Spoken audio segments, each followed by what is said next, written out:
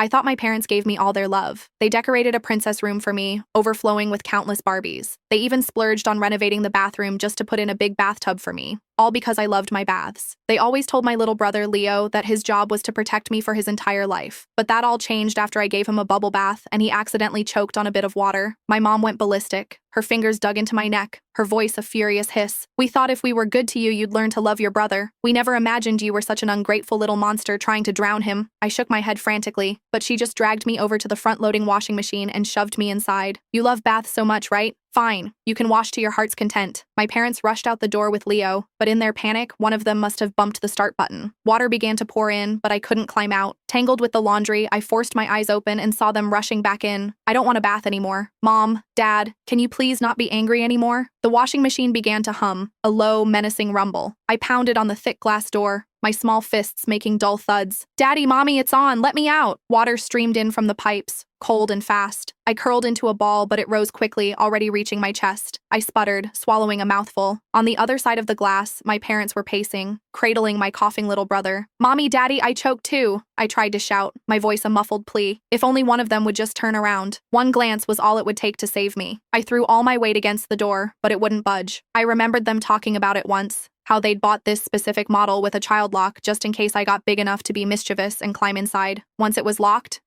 for good. The drum began to twitch, then slowly turn. The icy touch of the metal walls pressed against my skin. Suddenly, the whole world jolted and then began to spin. An irresistible force threw me up, slammed me down, and threw me up again. My body crashed against the hard drum with a sickening thud. I tried to scream for help, but the moment I opened my mouth, soapy, sweet-smelling water flooded my mouth and nose. Dad, Mom, dizziness washed over me, a crushing weight on my chest. I fought to keep my eyes open, desperate for one last look at them. I saw them, a blur of motion, hastily pulling on their jackets. "I am so disappointed in Penny," my mom's voice cut through the roar. "If she'd do this to her brother while we're right here, who knows what she does in private? She needs to learn a real lesson this time." "What do we do, honey?" Dad sounded panicked. "Leo's been coughing forever, his face is turning red." "The hospital. We're going to the hospital now." The machine's first spin cycle paused. The suffocating water slowly drained away, but my relief was short-lived as a new gush began to pour in. Terrified, I used every last bit of my strength to bang on the glass. "Daddy, Mommy, please save me! Penny can't hold on!" My mom, who was putting on her shoes, froze. She walked towards me. "Mommy, help me!" I whimpered, a flicker of hope igniting in my chest. I knew it. She was just trying to scare me. I'd never, ever hurt Leo again. Not even by accident. She reached out a hand, but not for the door handle. She stood a few feet away, her face a mask of disappointment as she pointed a finger at me. "You still don't think you're wrong, do you? Trying to break the machine to show me you're angry? Penny, your brother is 2 years old. The first word he learned was sis, and this is how you treat him? You can stay in there and think about what you've done. We've spoiled you